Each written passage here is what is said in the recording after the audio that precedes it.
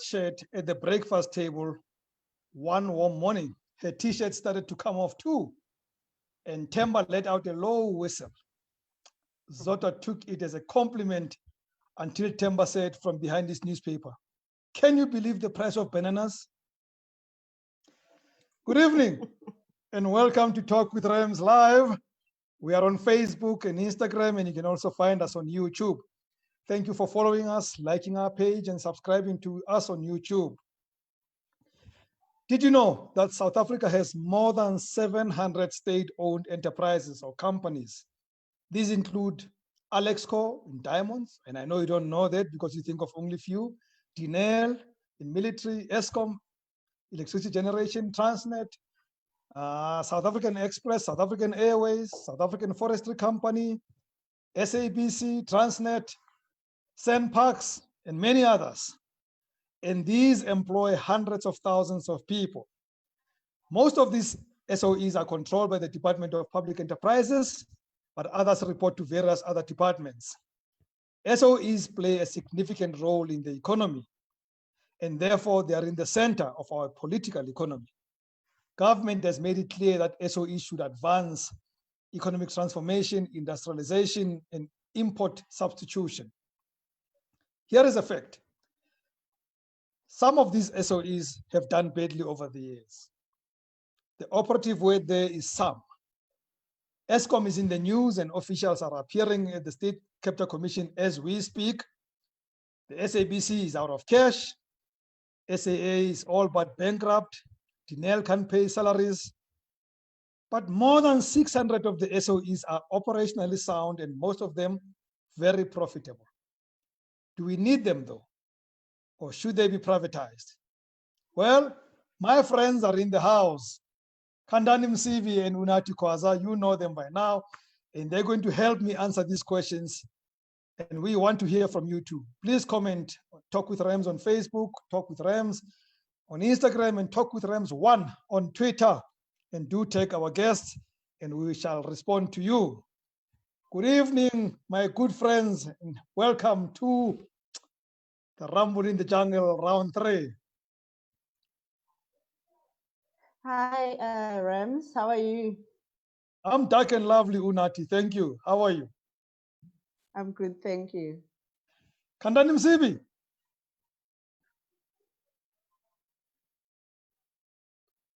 Has something happened to your sound there? We can't hear you anymore. Good evening, Rams. Can you hear me? We can hear you now. I think we're going to have to be... We know you lost your laptop to repairs. You're using a different one. So I'd rather we hear you and we see you in the dark than not to hear you. Good evening, Rams. Good evening to the listeners and followers. And good evening to you, Unathi. Hi, Puti Khandani. And thank you very much for all of you for joining us on all the platforms. So, you know, I had to go back to a story of the 90s when the SABC privatized some of the radio stations. One of them happens to be what we call now 94.7. It was called Highveld. And they were privatized because, you know, we had to liberalize the airwaves. The argument that is out there, Unathi, is that when that happened, some of these radio stations became all but white and excluded Black people both in programming and employment. And people frown upon such privatization. Is that your view too? No, no, I don't agree.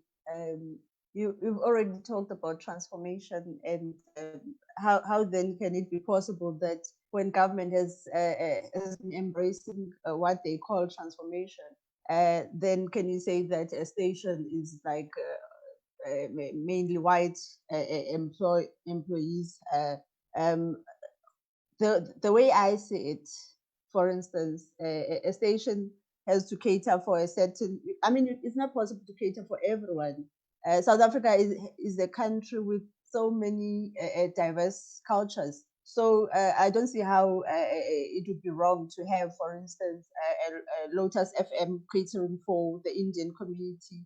you can have Ukhozi FM mainly catering to the Zulu culture, and you'll have Umhlabonene mainly catering to Xhosa speakers like myself, or SAFM for that matter, mainly catering for English-speaking South Africans or South Africans who understand English. So I don't see it as just catering for one race. I just see a diversity of cultures in South Africa, and there's nothing wrong with that. Okay, so let me ask you then the base question of this conversation. Should we privatize state-owned entities? And I'm going to add before you respond, should we privatize all of them? Or are you only keen on those that are not doing well at the moment? I want all of them to be privatized. I don't want a government running any business. Government has more important things to do than run a business. Goodness. Why are they running an airline, which is SAA or SA Express, or what is the other one, Mango? And what I mean, I feel that politicians or government in general have other important things to do, like creating policies that are conducive to business. So when we privatize this, those businesses, then they will be able to flourish, and we don't have to worry about bailing them out, because that's what has become the norm today in South Africa. You have, I mean, the only reason that we're still talking about SAA is because there's been endless, Treasury has been pouring billions of rands in the last 10 years, because SAA has not been making it. And I feel that it's I don't want to say it's criminal, because I've seen it like Unathi is using very strong language, but I'm close to saying it's criminal that we still have children in South Africa. We still have 4,000 schools in South Africa with pit toilets, but we have billions of rands to spend on SAA that only a few South Africans who can afford to buy a ticket at SAA can do so, can benefit even from this bailout. People talk about loss of jobs at SAA. What about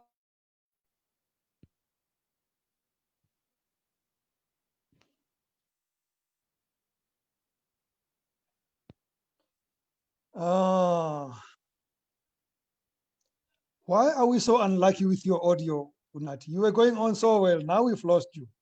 We can see you. We can see you talking. It's because data is provided by the private sector. They are failing to provide data. Well, I was going to let you in, but before I did, I was going to ask you a question, a follow-up question. But Khandani, the SAA is not doing well. The SABC is battling. Dinelli can't pay salaries. They were taken to court to pay salaries.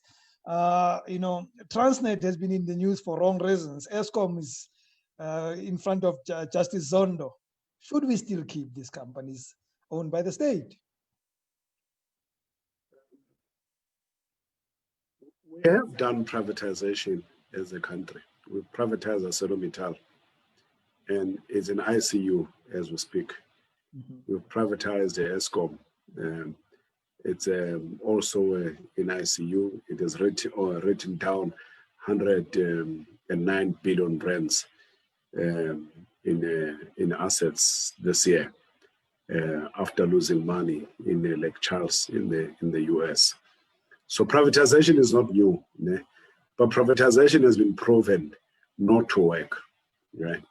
Now, there are certain things that only the state can do, like airlines. Airlines can only be run by the state. All the airlines in the world are bankrupt today, all of them. And the only institution that is going to rescue them is the state. The American banks in 2008 were mostly bankrupt, and they were rescued by the state. Right? Now, any view that says that the state should not be in business is an unfortunate view, in a sense that it tends to ignore all the ills of the capitalist system. In the world, we've had Enron, which cost billions of rands. The whole 2008 crisis that we had was as a result of the private sector. It was not because the state could not do anything. It's because the private sector was actually failing. In South Africa, we have a lot of private sector failings that take place. Now, the role of the state in South Africa is to balance out between the weak and the strong, the poor and the rich. Otherwise, the rich will take everything, will take all the spoils, because as soon as you start having money and it's above 100 million rands, you start having arbitrage in the economy. That you are the one who pick up the best opportunities. I mean, as it is now, the state is looking at auctioning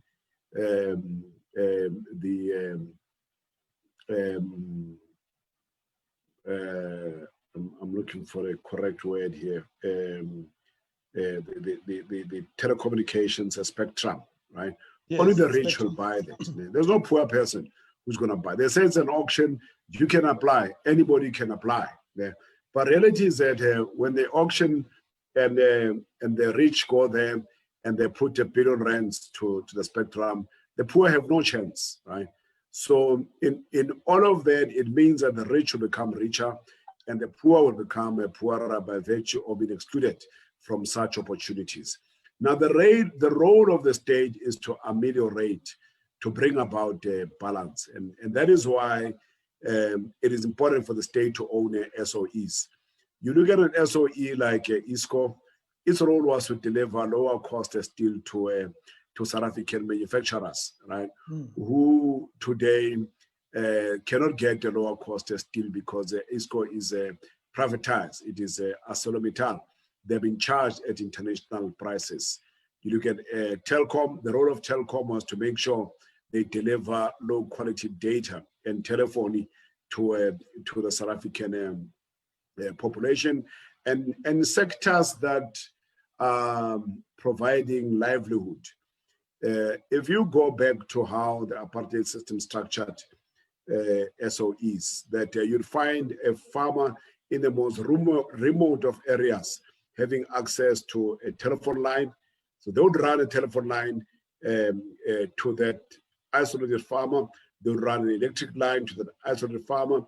They would run a rail line to that isolated farmer. Now, those farmers, those lines would not be profitable because those lines are going to a farmer in order to enable the farmer to become functional. Now, what is the benefit of the state and society is that the farmer is able to deliver food cheaply to society. So that's a role of SOE in the state. The view that says that all SOEs must be privatized is a view that assumes that we are all the same, right? And it's not true. We're not all the same.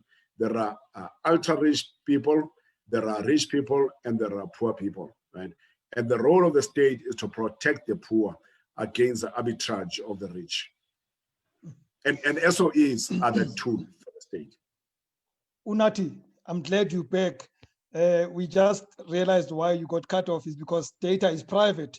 And we're it in the state's hand, maybe you would not have been cut off. It would have been subsidized and much better. I'm kidding. However, you were still finishing your point. Before I have a follow-up question, but I want you to finish your point. I lost my track of thought, sorry. You can ask. I can ask you, my question. Yeah, you can ask.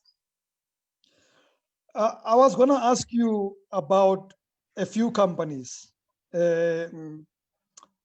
Civil Aviation Authority, the Network Rail, National Physical Laboratory, British Broadcasting Company, the British Business Bank.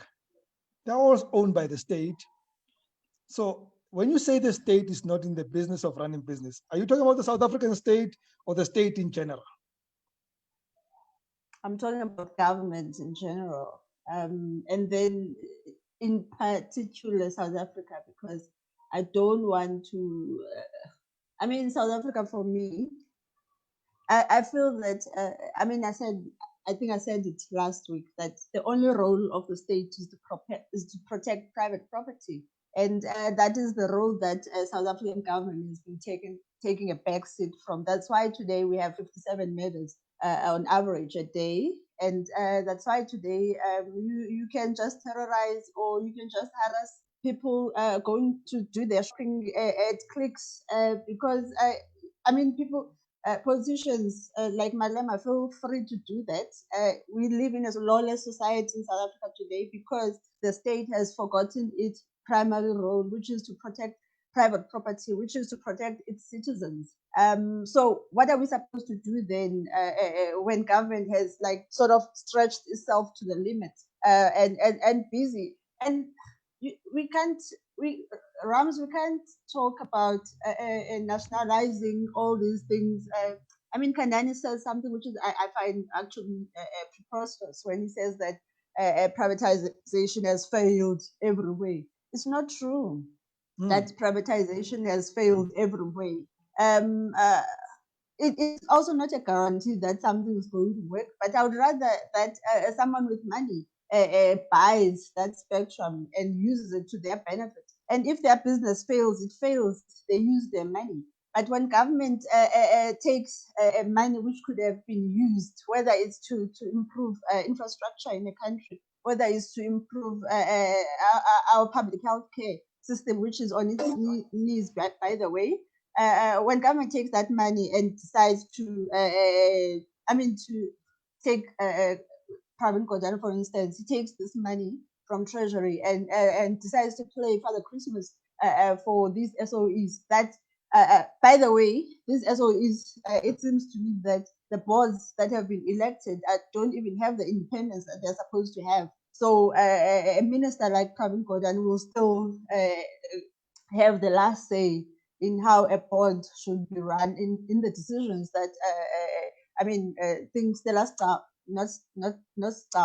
Ndabeni Abrahams at SABC, she seems to think that she has the last say, and yet SABC is supposed to be run by the board, which is supposed to be independent. So when you have government overstretching itself into matters that don't even need to government doesn't need to interfere in these SOEs. We already have them then, but they don't need to interfere any longer. I mean, how many times have we been told that? Shouldn't we divide the two? Shouldn't we then say the boards must be stronger and independent, which does not necessarily mean that the SOE should be privatized? I mean, can't we have both? No, SOEs that are not performing should be privatized, because there will always be political interference in South Africa in the way that everything is structured. I mean, it's still politicians who come up with policies to run whatever they want to run. I mean, how the government is structured. It's still politicians who elect these members of the boards. So I would like to think that we want independent boards, but it's not happening. And if you can remember last year when Msibi Mavuso of BLSA lamented in Parliament about political interference at ESCOM, which is what brought us where we are today. And if I mean, you can't be naive to think that the ANC will suddenly let go of the controls that they've had since 1994. They are not going to do that, and it's up to, I suppose, it's up to us in a way. Even though I'm saying that, even though I don't really believe that we actually have the power as citizens of this country or as taxpayers in this country, but politicians are never going to let go of the power, the controls that they've always had, and so why don't you just let private sector take over these struggling? I mean, why do we have to put good money into? It's like we're throwing it in this deep dark hole that is called SAA or SABC. SABC doesn't want to do all the recommendations that were done by the previous board. They don't want to change anything. They want an overbloated. When are they going to cut the size of employees? I know Khandani will probably be cringing right now because he probably thinks that the state role is to provide employment, and I'm totally against that. It's not the state of the role. It's not the role of the state to provide employment, so to make these struggling SOEs maybe get a chance, those who are still able to get a chance to work. then we have to privatize them. Khandani, I'm sympathetic to a view that says, where there are jobs involved, I'm not too keen on blanket privatization because I've seen telecom privatizing and jobs being lost. However, I'm also not happy with products being in the hands of the state, and still we're losing jobs when those products are run poorly and the books don't look good, and we always have to give them subsidies again and again and again. How do we find the balance? Where's the balance? Is there a balance somewhere? Lean forward again. The difficulty here with Unathi is her saying that there's no failure of SOEs when I've just provided. There's no failure of privatization. I've provided. No, I never said that. I never said that. I said that there's no guarantee. I said that there's no guarantee that when something is privatized. Then I keep quiet when Unathi is. But you cannot say something I never said. No. Okay, right. she's corrected you, so let him continue. Thank you for the correction. Use my name, and I didn't interject. I didn't agree with what you said about me, but I let you speak. There's failures. I mean, the British Rail. I mean, with Virgin Rail, it's on the rails. They have to hand it over to the state because they can't run these things. Right? Now, the problem with people looking at individual SOEs and making blanket statement and not using the same logic when talking about the private sector shows the hypocrisy of the argument. In that, in the private sector, we've had more failure. And I've challenged Unathi to say that we can do a study and to prove that there has been more losses of money in the private sector than in the state. Right? In fact, SOEs have done better than the private sector if one were to look at crude numbers and say who has made the most losses, who has lost the most money. Right? And that's out there in the open in terms of Steinhoff, in terms of even Woolworths in Australia, in terms of the property industry in the UK. There's just so much failure of the private sector that no one should really be talking like that, right? Now, I'm not saying necessarily that the public sector is squeaky clean. It's not squeaky clean, but the public sector has a role, which I think is a sacrosanct role, right? When you privatize public sector entities, you are handing them over to the rich. That's all you are doing, because the poor cannot buy these things. They don't have the money, right? So instead of saying privatization, rather say hand them over to the rich, who are mostly white in South Africa. That's the terminology that must be used. That hand these SOEs to white people. That's all that Unathi must say, instead of saying privatization, because we don't have a just society where privatization means anybody and everybody. Privatization in this country means white people who have access to capital. But there's a problem here in terms of the lack of understanding or lack of appreciation of the historical role of SOEs. Yeah, the role of SOEs is to ameliorate in poverty alleviation, is to come in and play a role where you lift the weak, right? And our SOEs have been disseminated by these independent board members. Now, people talk of board members in SOEs as independent, which most of them are not independent. They are there for their own interest. That is why when you look at the meeting attendance, that most of these SOEs have board members who are almost camping at the SOEs and creating meetings after meetings in order to earn board fees. There's no independence from that. You're only as independent as your money allows you to, right? And SOEs board members are not independent. They depend on the board fees that they earn, and they also create meetings in order to earn board fees. But what we are missing here is what should be the role of SOEs and how can they be fixed? There is a social role of SOEs. For instance, Eskom's role is to deliver low-cost energy in order to facilitate industrialization. But what has happened over the past 20 years, as they have partially privatized Eskom with renewable energy and also allowed the private sector coal providers to really milk Eskom from charging them in the range of 500 to 1,000 rands per ton for coal that you just take out of the ground, right? So the private sector has not covered itself in glory.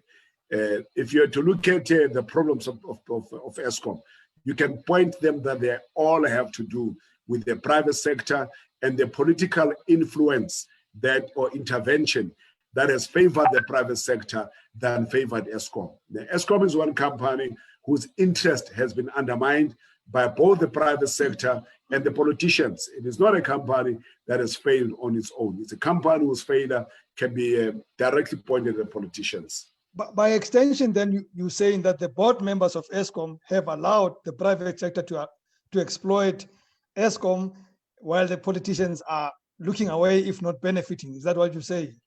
Yes, the politicians are shareholders in the coal companies. Yeah?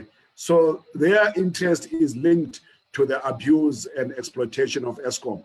The more Eskom is abused and exploited, the more money they made. Politicians are investors in renewable energy. The more Eskom is abused by renewable energy providers, the more money they make, right? So you create that link, you plot that link. You can see clearly that Eskom, what the politicians did, they took away Eskom's right to negotiate with renewable energy companies. That's done by the Ministry of Energy, not by Eskom. Why? Because then that gives the politicians the power over who gets appointed and what prices are actually being paid. It's not Eskom management. I mean, Eskom management has been fighting that, and they've been fighting, and I'm not talking about the current management. The previous management has been fighting the high coal prices and saying that we can renegotiate some of these contracts when they come to an end. But it's not in the interest of politicians.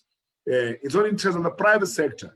So if you want to blame anybody for the majority of the SOE failures, in particular Eskom and SAA, look into the private sector, because they're the ones who are actually milking these SOEs.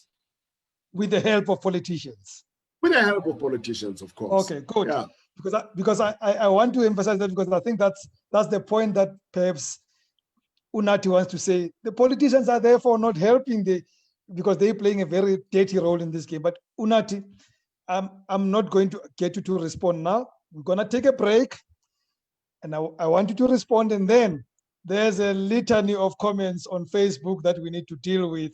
Very interesting comments, questions that have been coming through and through, one or two on Instagram. So when we come back after this short break, I'm going to ask you the questions, but first I'm going to give Unathi a chance to respond and then ask the questions and engage with our viewers and listeners.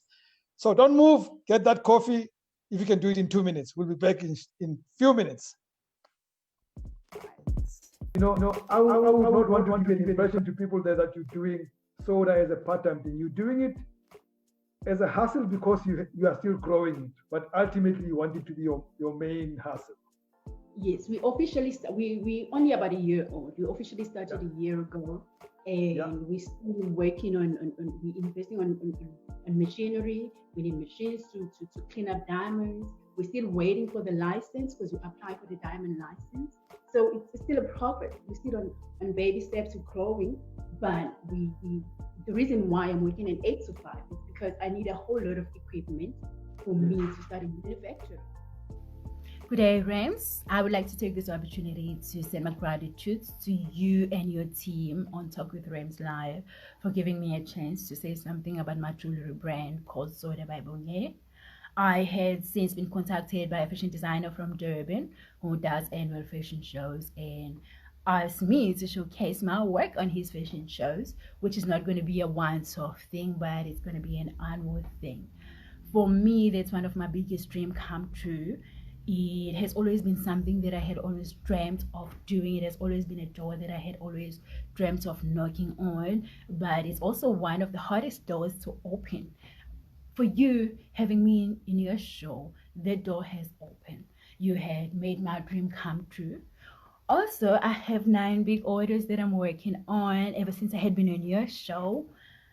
What you had done for me has given me so much confidence. It has given me so much confidence in what I do, in the love I have for what I do, and so much confidence altogether.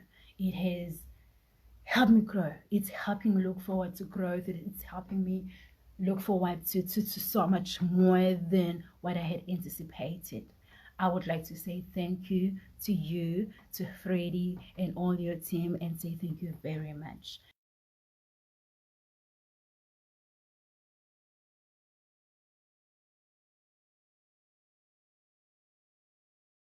Talk with Rams Live brings you a new streamcast on Saturdays called 10 Questions, where our host, Rams Mabote, answers 10 business questions from you. Take part in the show by sending your question as a video or voice note to 067 271 8239. Or else, uzoitola kanjani?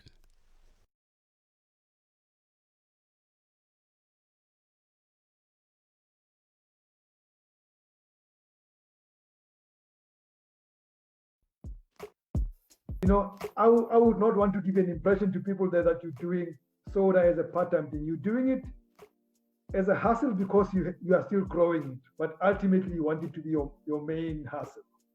Yes, we officially we only about a year old. We officially started a year ago, and we're still working on we investing on machinery. We need machines to clean up diamonds.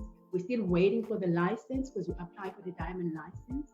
So it's still a progress. We're still on baby steps to growing, but we the reason why I'm working in 8 to 5 is because I need a whole lot of equipment for me to start a manufacturer. Good day, Rams. I would like to take this opportunity to send my gratitude to you and your team on Talk with Rams Live for giving me a chance to say something about my jewelry brand called Soda by Me. I had since been contacted by a fashion designer from Durban who does annual fashion shows and asked me to showcase my work on his fashion shows, which is not going to be a once-off thing, but it's going to be an annual thing. For me, that's one of my biggest dreams come true. So, welcome back.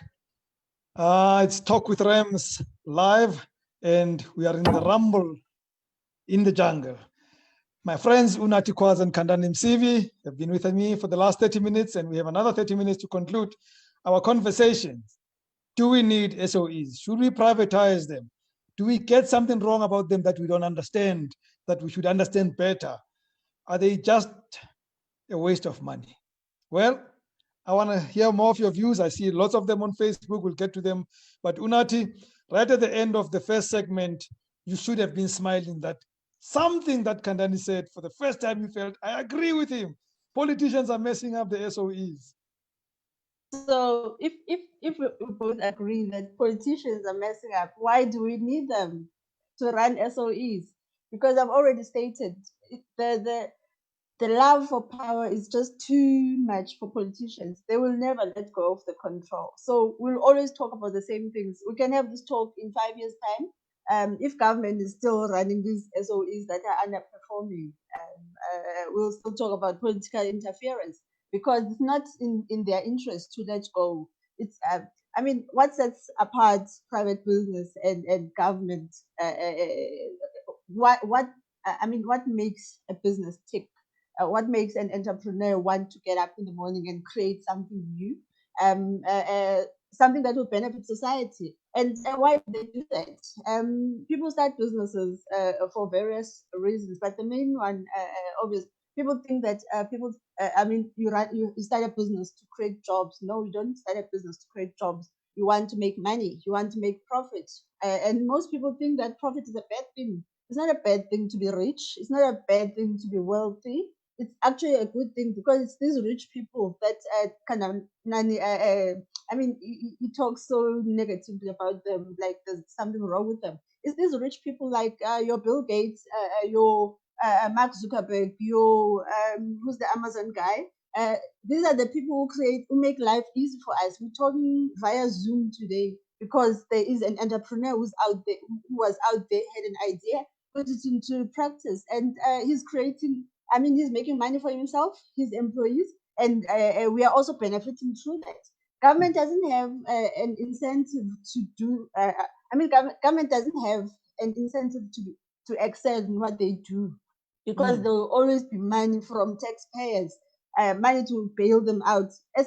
Someone running SAA doesn't have an incentive to make that airline profitable. Look at why. I mean, maybe Khandani can educate you on this one. Why, for instance, is Ethiopian Airlines profitable and SAA is not profitable? It's because that they let it go and let private businesses run the airline, which is not a government competence.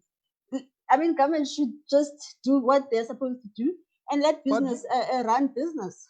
You've just agreed with me there. See, Ethiopian Airlines is still government owned. All they've done is that they've given it to private managers to manage it.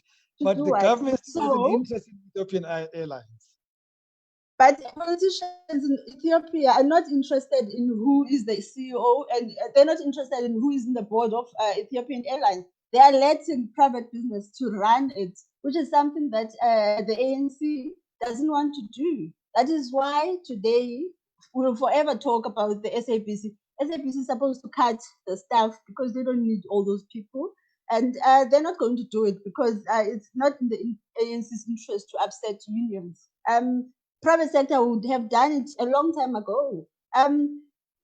Someone talked about what about what? What about the argument? And Khandani also mentioned it, and I know, when you think about, say, the land bank and even ESCOMs, that some of these SOEs were created to make access easier for people at a lower level.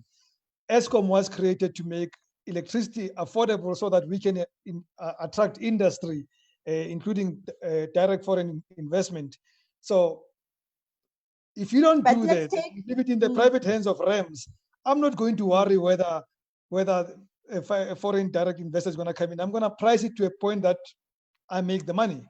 No, that's not how that's not how free markets work, Rams. I mean, I'm thinking now of South African post offices. For the last 5-6 months now, since the lockdown, we haven't had a letter coming from the letterbox that we normally have. But life has been moving on, because you can get your statements via the email. You can send your parcels via private sector, which is PEP. PEP Store has an amazing courier company. They work with the REM couriers to send our parcels. And I mean, who's missing the post office today? I'm not missing the post office because the market will always provide.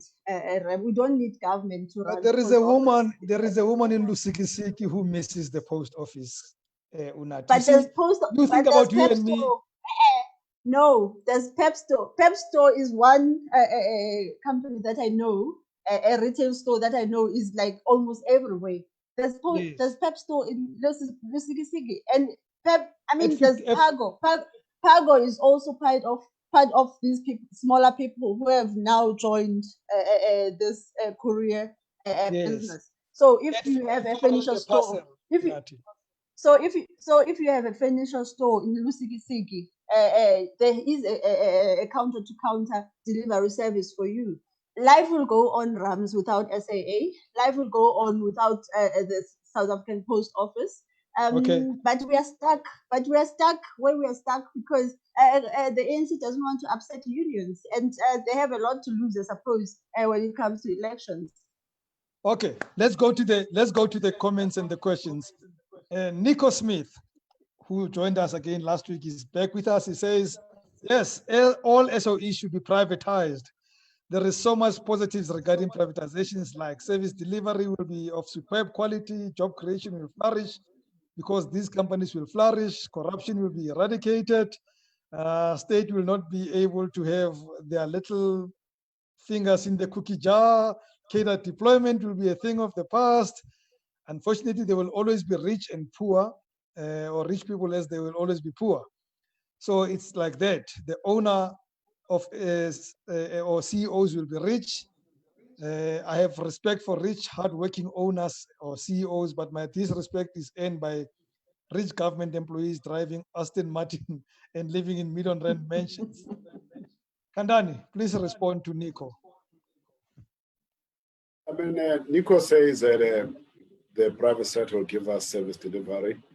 Are we paying no data cost, seeing that data is run by the private sector?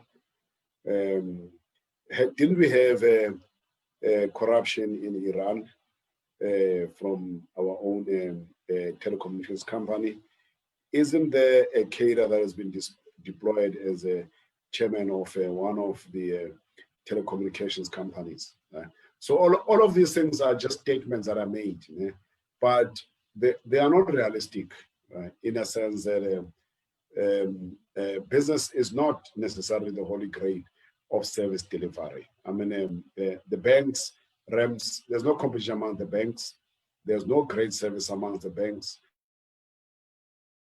The bank fees for South Africa are amongst the highest in the world. The bread companies, they were colluding in driving the price of bread up. The construction companies were colluding in driving the price out and carving the market. You can talk about any industry and any sector. You're going to find the same levels of frustrations. But these levels of frustrations result in extreme accumulation. I mean, people use anecdotes in terms of politicians, certain politicians that they don't like. And they want to brush the entire political system with the same brush, when that's not the case. I mean, if you really want to understand what's happening with the SOEs, you must track down politicians that have made money from SOEs. Take every SOE and make a list of politicians who have.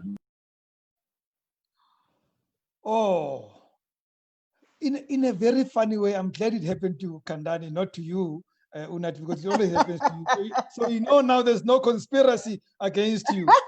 But I'm back quicker. But he's back. He's back. Quicker.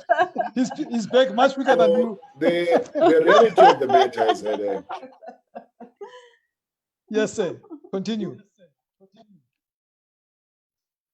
Khandani, continue. The point I was making, Rams, are you there? Yes, we can hear you. Well, I can take over. Okay. Now, look, I'm gonna read some more comments, and I can get you to respond to them. In fact, I'll tell you, there are so many comments, and I see the same name on the comments. It's Nico Smith commenting everywhere. But Nico goes on to say something very interesting that even I am very tempted to respond to. He says, I disagree with the gentleman, meaning Khandani, that the rich are mainly white people. This is a narrative that creates a wrong perception. I vehemently disagree about the rich being white. Maybe in America or England, but definitely not in South Africa. Unathi, you're gonna have to agree with me. Nico just have to check the statistics. They are out there. They are released every year. The rich remain white people in South Africa. It's not Khandani's creation. It is stats that come out every year to prove that. It's not true. I mean, I do have white friends, and I've yet to see these riches that they supposedly possess. I can't wait to meet a rich white person and befriend them. But you're trivializing the matter now. When I talk rich, no. I'm talking Nico compared to his peer at the same level. I'm not talking somebody driving Aston Martin. You know, the richness and the wealth that we're talking about. Unathi, let's not trivialize this issue. The rich people in this country, in terms of per capita earnings, are white people. Let's look at what happened in 1994 and track the progress of Black people in 1994, which middle class has been increasing. I mean, since then, it's Black people who have been.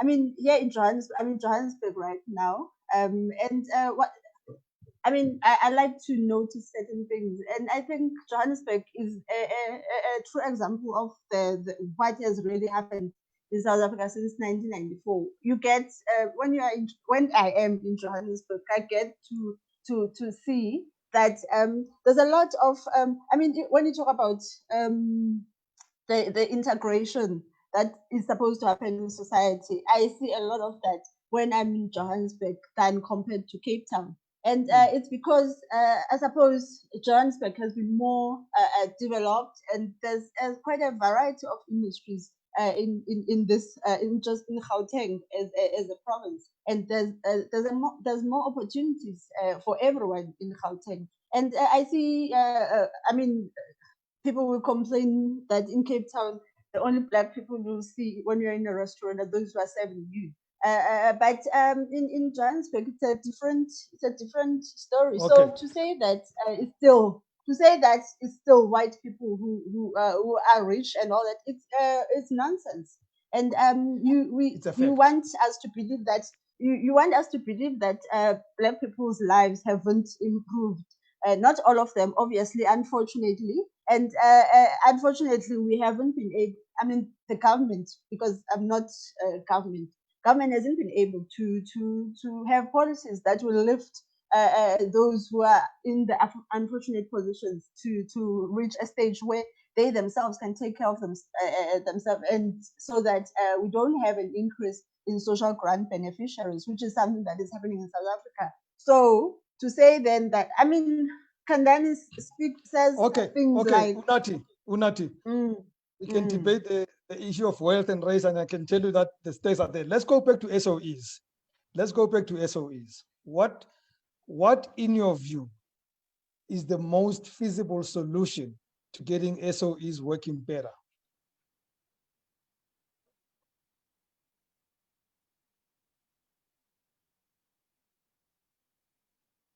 Okay. I'll go to Khandani while you're fixing your hearing on your side. Can you hear me now, Khandani? Are you back with us? Yeah, I'm back with you. Yeah. Yes, I'm not going to get you involved in the discussion about what Nico said. It's derailing us a bit, but I want us to talk about what is the best case scenario. What are we going to do, though, in the absence of privatizing them? What needs to be done to make SOEs better? I think the redefining of the mandate of the SOEs tell ESCOM that it must deliver low-cost energy to the country, and they must do whatever it takes to reduce the cost and deliver low-cost, consistent and reliable energy. Right? And they'll tell you that a lot of strategies that have been put in place don't actually serve that objective.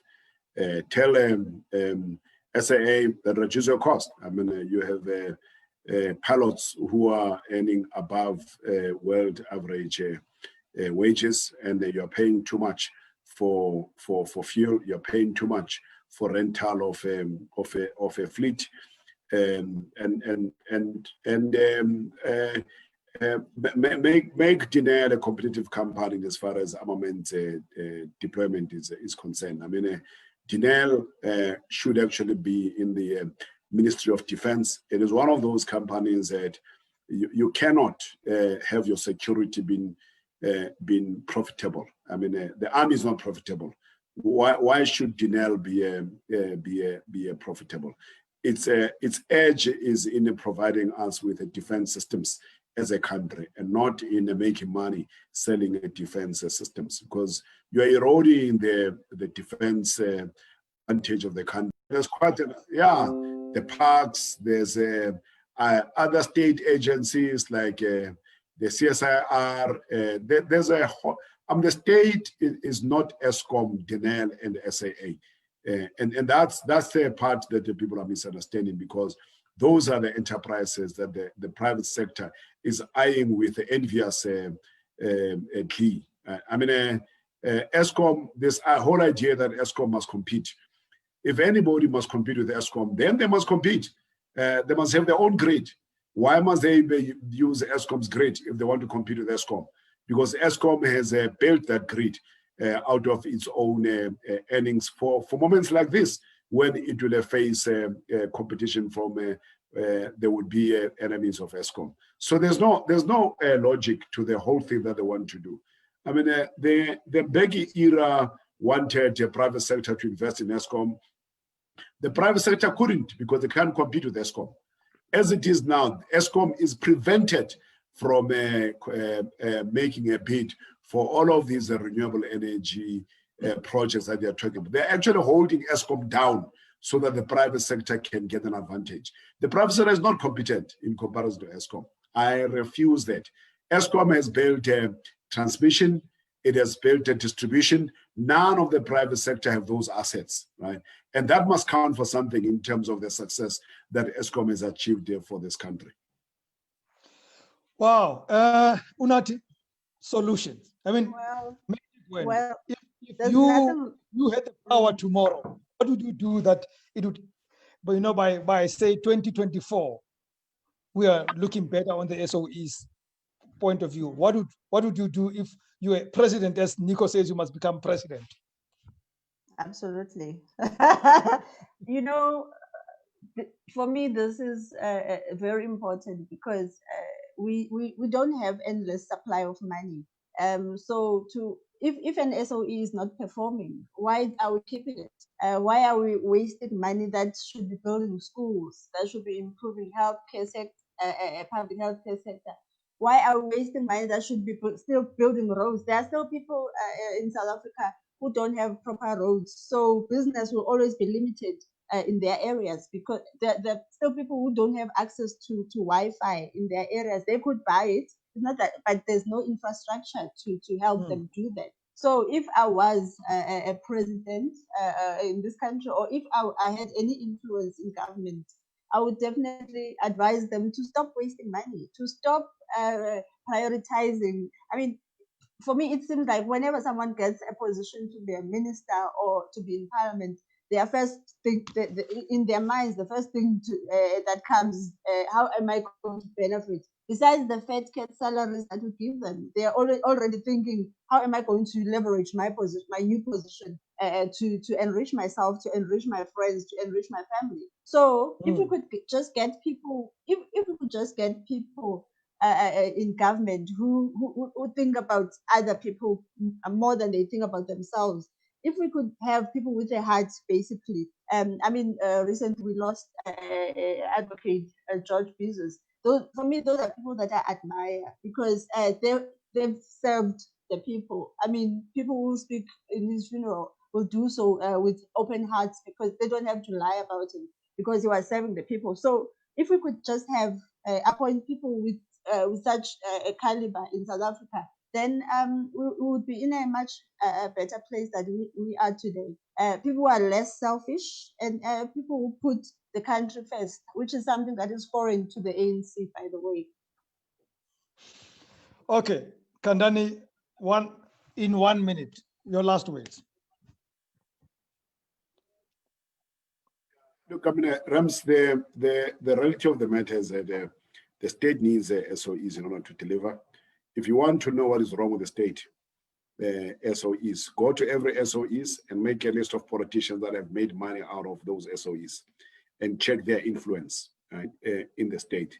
Then you understand what the problem is. But otherwise, SOEs are an incredible instrument in the hands of the state. Unathi likes saying that the state is there to protect private property. What private property do the poor have? I mean, the state there to protect their shacks. Against what? Right? There's no way priority. You're going to have to protect me here. There's no priority of protecting private property for the poor. Excuse me, who are the majority of this country? I mean, you can speak to people of Kolobeni and ask them. You can talk about people of Kolobeni. I mean, if he's going to talk about the poor, they are the people of Kolobeni who needed to have control over their land, and the government was not doing it for them. That is one example. You must allow him to finish. Oh, okay. Sorry. The reality of the matter is that people don't have property to protect. That's a majority in this country. That's true. They have shacks, and there's no need to protect the shacks.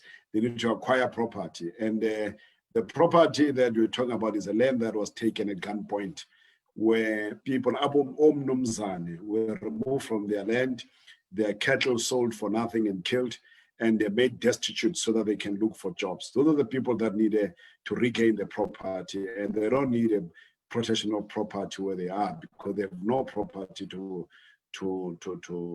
protect. But in the state furthering its objectives, it does need a technical competence in terms of what the SOEs can offer. The SOEs are a major source of capability for the state. That some politicians, and not all politicians, there's a lot of incredible politicians who have not made money from, who have not stolen a cent from the state. And you can't be brushing everybody with the same brush. Some politicians have done very well in terms of serving the people, serving the state. And a strong state that has a strong SOEs is what will actually bring about the end to inequality and to the poverty levels in the country. Without that, if you're going to reduce the state to a policeman, then that state is not going to be able to do away with poverty. It will become a spectator in the economy that is geared towards producing poverty. And often people forget that the Land Act of 1912 was a creation of the mining industry.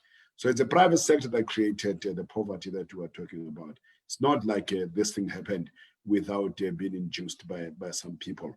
And those people are the private sector that somehow are being held up to the solution to the very problem that they actually, crisis that they actually created. Let me read some other comments to conclude, because it's not fair that I only read Nico. I must read other people who are also, in fact, who are top fans of this show. Says, it's true. They've created few black millionaires who've come back using them as fronting, and that is basically privatization. The truth must be told. Emmanuel Chweni says, if Kenyan Airlines and Ethiopian Airlines are profitable, what's wrong with SAA? And he answers, the ANC is the problem. And Khao Hengwe comes back again. He says, it is fact. Statistics reflect whites are rich and getting richer. We need to draw a line between opulence in terms of assets that can be declared and banknotes stashed in some trash can in the bedroom. And finally, Lorato Thinking says, does Unathi use words such as proportionate when she does analysis? I'm not going to let you guys respond. I'm going to say thank you very much for tonight. But I'm also going to say this, that we have laid a foundation. The two of you have laid a very solid foundation to this feature.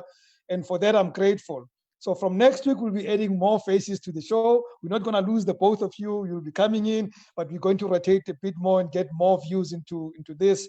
And for laying this foundation, I thank the both of you. And I think the fact that you don't agree, it makes me very excited. It makes this show very exciting for me, because if you agreed, it would be so boring to me.